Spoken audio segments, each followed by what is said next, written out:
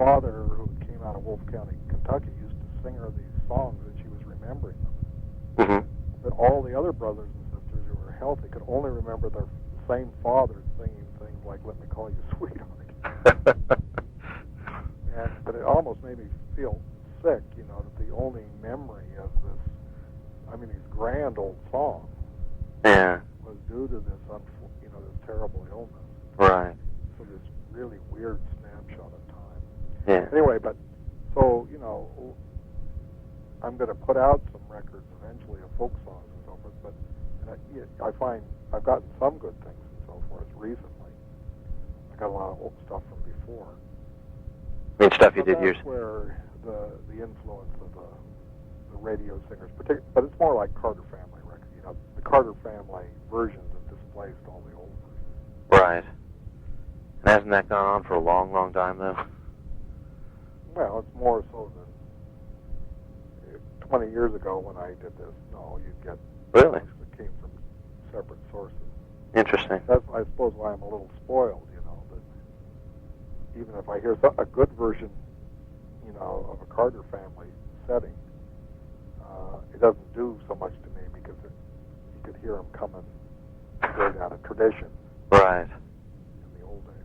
Right. Have you had any talks with Rounder? Well, I guess the answer is going to be no, but I'm wondering if you get any sense of whether they're going to be able to continue these types of records in the future. Well, look, we have had.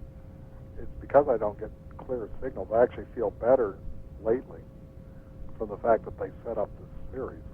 I was going to ask you about that. This North American Tradition series. That's a new thing I've gathered. I haven't seen it in the old catalog. I try to fold the other things that I've done in it. Right. Well, it's because, first of all, like Lomax's stuff, of course, there's sundry reasons why. But most of my records are more listenable than some of those Lomax. Yeah. But they're doing quite a bit better. Well, there's a lot of cachet attached to his name. Well, there's that. But God Almighty, to have Harry Smith. It actually makes me quite angry there too. What is that? Well, to have Harry Smith played up over Buell Kazee or Eddie Crane are the people that actually recorded them. There's some goofball record called A Tribute to Harry Smith. Yes, I've seen it. And one of the few phone calls I've ever got for an interview, like on an interview with some nut that had read that Harry Smith, was an amiable old beatnik. I never met him.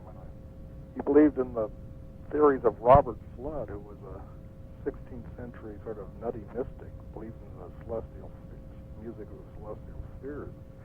And I read about him in History of Science. But I got some call, and this guy called up and says, well, can you tell me any songs that you collected about snow? And I said, well, I have, but why snow? And he had some mystical thing about, well, I don't like that kind of anti-intellectualism or whatever it was. Uh-huh, right. I don't know how we got on this. Well, I was asking you... Also, though, I've gotten a little bit worried about what to do about preservation. My tapes are starting to have some problems. Yeah. And I actually realized, I have a large amount of stuff. Yeah. It would be, in American Appalachia, it'd be larger than what Lomax did. Mm-hmm. I got worried about having, despite everything, I have built up absolutely no name in this stuff. Right.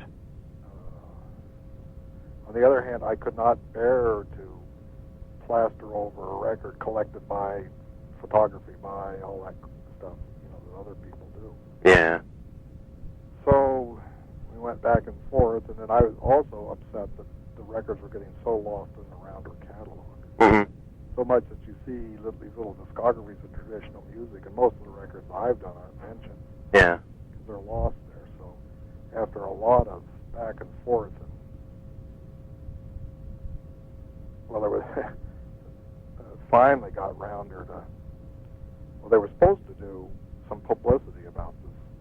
We did a lot of work putting together, getting these 4 records to come out at the same time. Mm-hmm.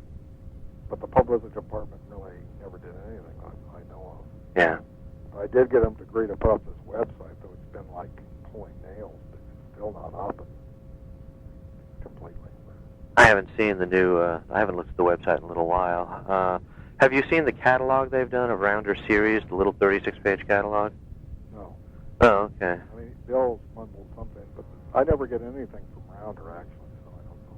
They've got a 36-page catalog that just talks about Rounder series, and North American Traditions is in there with the Lomax series and some anthology of world music series, the Carter Family series. It's got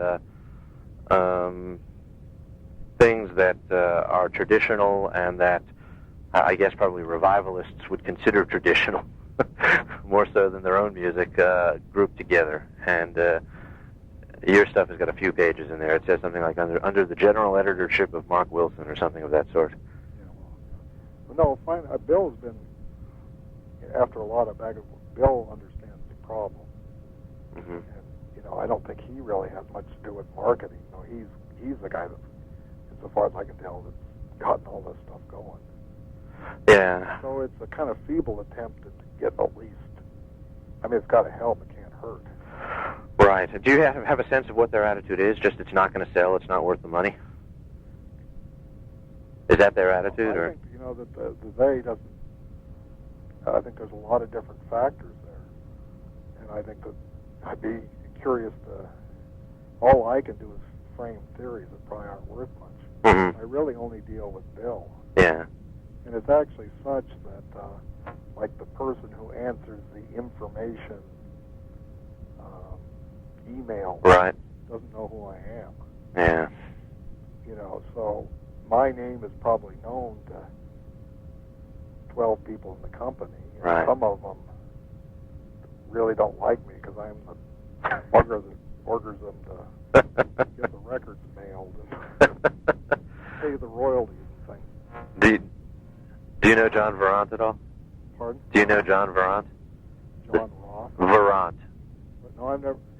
He's the if I know CEO. him, I don't know. It's been probably quite a few years, 3 or 4 years since I've even been involved. Yeah, okay. I went to a baseball game with Bill. Okay. Okay, I was just curious. I mean, he's technically their CEO. I don't know. I don't know what that means in terms of Bill and Ken's say, Yeah, I mean, I think it means that's. My wife is the chief operating officer of a company that's privately held and is about the same size as Rounder, and it means they have the last word, but they don't want to do much anymore. Ken's involved in the music that he's interested in, and Bill's involved in the Reds. The Red Sox. Bill had a little trouble getting people to follow his orders on this website. Yeah. But everything, it just, I have, everything I do has to go through Bill. Yeah. And, well, basically, in the past we were very good friends. I really like Bill. Yeah. He's got a great sense of humor, and that's where kind of our affinity is. And I think lately he's been very good, so I'm not expecting miracles, but I'm glad that we've reorganized things like this. Now, have you thought over the years of taking this stuff to Smithsonian Folkways, or taking yourself to Smithsonian Folkways and saying, do you want to put out any of my stuff? At times, yeah. Yeah. But I actually, having not had really great experiences with people that deal professionally in folk, Uh-huh. I'm not sure, I'm really not very optimistic about doing that. Sure. And Sure. things were tight money-wise because this stuff takes a lot of money. Yeah. And there was a time when I wasn't getting my expenses. I don't ask any money, but I need to have my expenses paid back. If you're juggling 10 records, it could be Right. $3,000 or $4,000. Yeah. And so there were tensions about that, and but we've gotten that all straightened out now. And actually, I'm doing pretty well on this new job. So Now, who came up with the idea of this label, the North American Tradition Series? Was That's not a label. It's because partially of this. Well, I guess we kind of lost the thread of that. Mm-hmm. Yeah. Two things. I got upset. Some of it worrying about just to get enough recognition of my own contributions, so that when I die, this stuff won't get thrown in the trash heap. Right. You know, and sort of having, you know, like these contemptuous dealings of these people at Ohio State, even though I was a full professor. In fact, they offered me a chair in philosophy over there. To have, you know, little assistant professors in folklore treat me contemptuously, I did not quite understand. Interesting. But this is probably why the folklore departments were getting shut down by my pals. At any rate,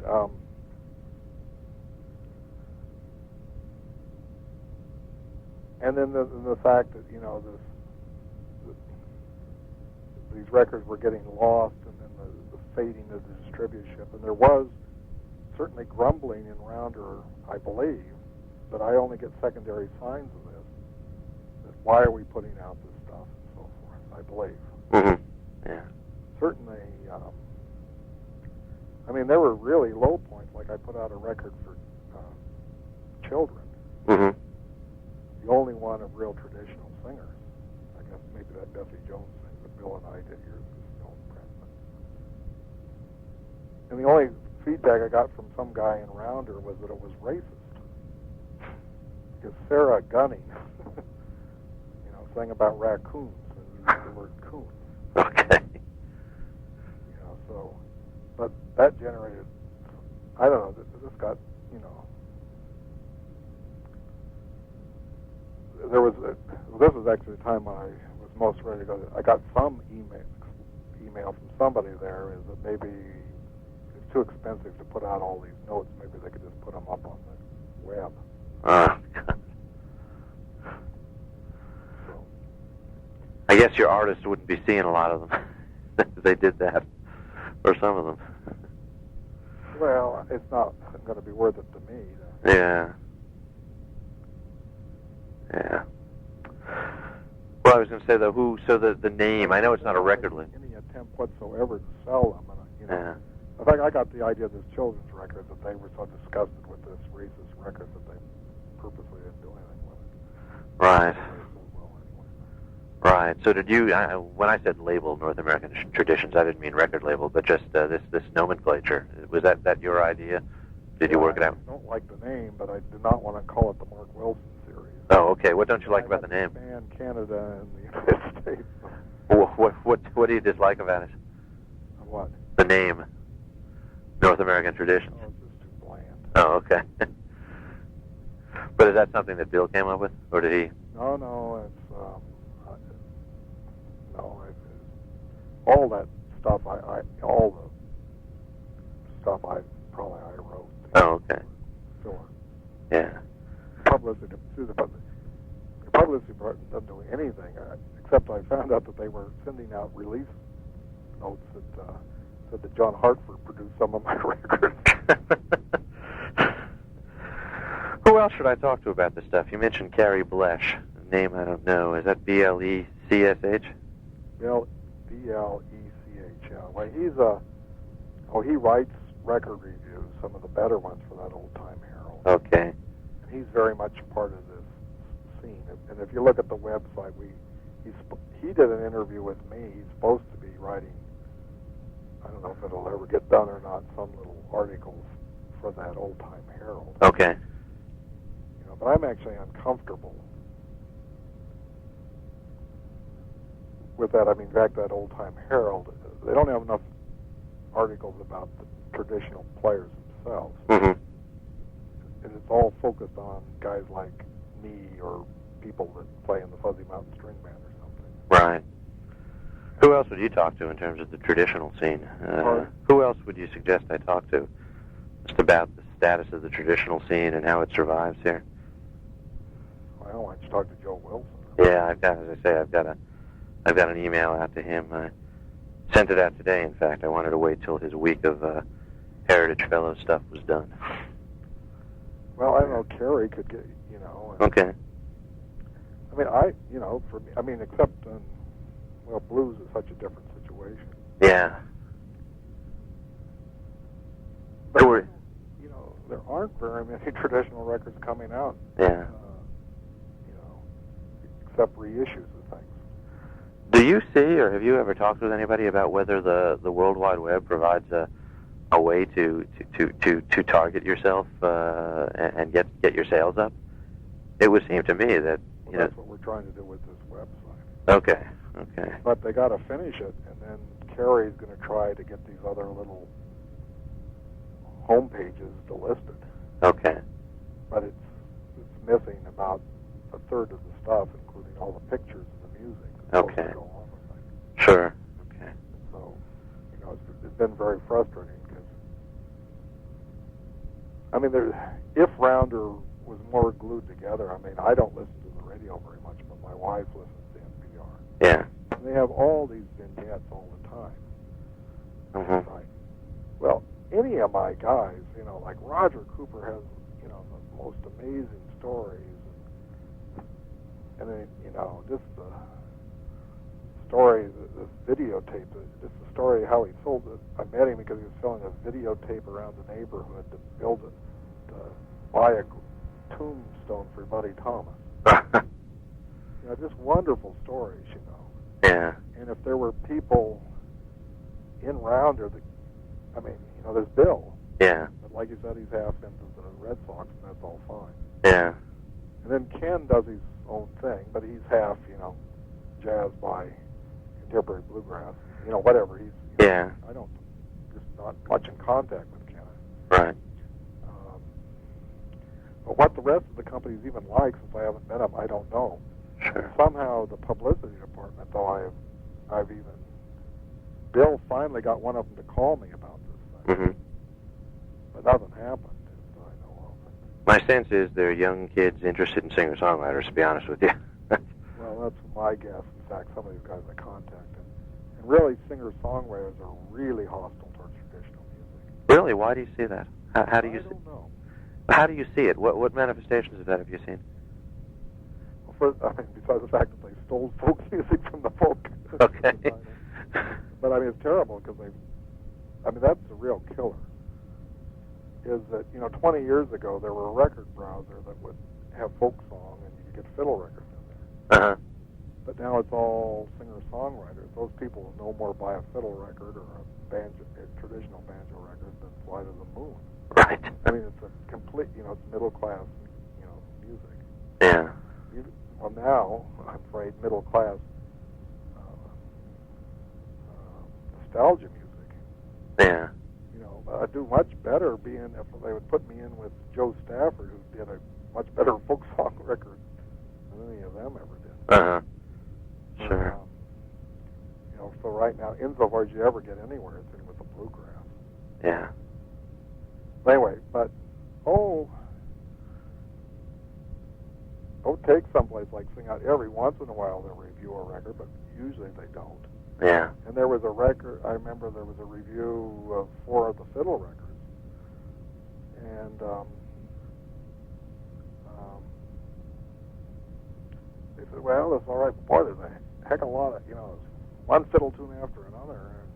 And I really can't tell them apart. Well, as if I could tell apart these lugubrious things that they sing in the pathetic coffee houses. You know, but at any rate, I don't expect everybody. But here I thought of sing out the folk song magazine. Well, what, I mean, having been out there, what is the form of folk song that's most vibrant and still surviving?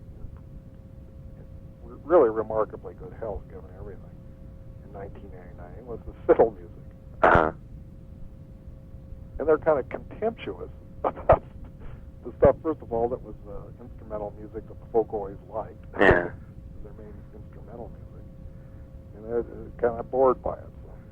Well, what do you think, then, of people who are considered, almost traditionalists nowadays, but are real popular. And I'm going to name two people that I think are actually pretty different from one another, but who are selling well on Rounder. One, of course, is Alison Krauss, and the other is Natalie McMaster. What's your feeling about that? Have you heard their records at all? Any of them? Yeah, well, I have the Natalie McMaster record. I haven't heard the one. The one just came out about a week ago, which I haven't heard. And there's one that's been out a few years. No Boundaries, they call it. The title says something. Some of them are a little more traditional. Okay, you think that's a terrible record? I'm just curious. As I recall, I don't think I even listened to it. I haven't. Yeah. And what about Alison Krauss? Do you pay her any mind whatsoever? Yeah. Every once in a while. I used to watch country music TV more, but now they got all these fashion models. Yeah, that's very far from what you're doing. Well, Right. I mean, every once in a while, George Jones I like George Jones. I like, old country. I got to tell you, the Dixie Chicks are considered traditionalists nowadays. So. Well, Amazon.com, they have a listing called Traditional Folk Music. Now it means the Kingston Trio.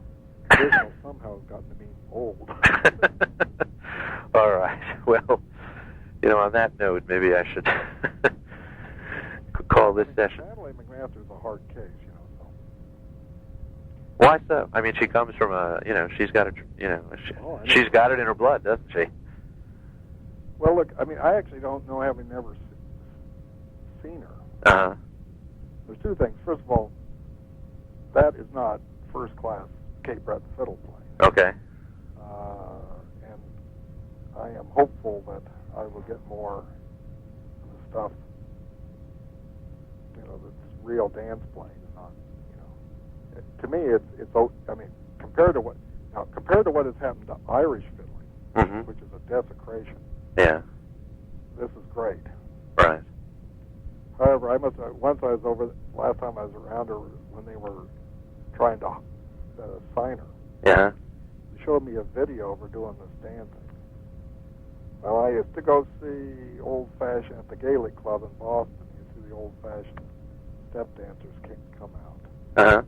And that was just like all the old Cape Breton music, filled with dignity and this gritty pressure. I mean, it's quite unique to the old Scots. Right. And just, so I about threw up. Uh-huh. To see this sort of show. But, well, I'll tell you, here's a good story to end with. Old Joe Cormier, who, he got invited every once in a while to play at some folk festival. And there was one of these groups that came out and danced while they fiddled and had drums and all that sort of stuff. I mean, modern drums, but they used to use drums in the old days. But anyway. And the promoter said, and Joe just sits in the corner. Doesn't even name his tunes because he didn't know what he was going to play ahead of time. And so he's actually a pretty good storyteller. But this promoter says, can't you kind of get out there and smile?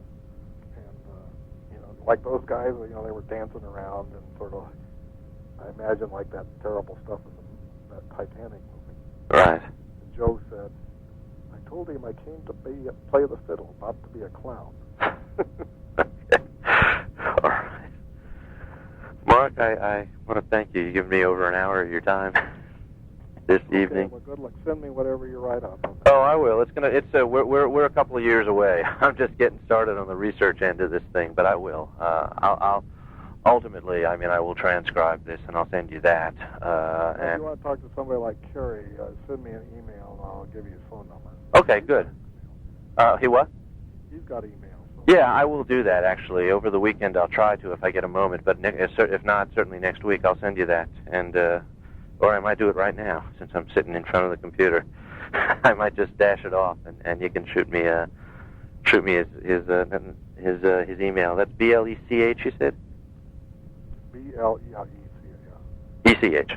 Okay, you'll know what it is. Well, I imagine I'm the biggest reactionary in some sense of anybody you talk to about this. Well, good luck.